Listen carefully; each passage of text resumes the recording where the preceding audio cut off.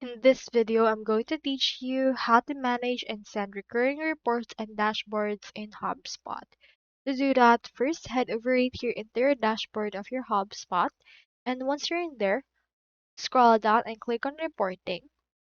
Now click on dashboards or reports, whichever you want to actually manage.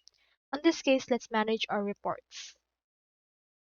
So once we're in here, the next thing we need to do is to proceed to click on actions right here. From there, you can see this manage option for manage tags as well as restoring deleted reports. So you can head over and choose which one you want to do with this and choose the actual report that you want to send. So for example, let's head over and click on actions right here. You can add this to your dashboard, change its owners, manage its access, set tags, and as well as other options right here. Just choose whichever you want to do. So that's all there is today. And if you haven't subscribed to HubSpot yet, make sure to use your affiliate links given in the video description. Thanks for watching and I will see you in my next video.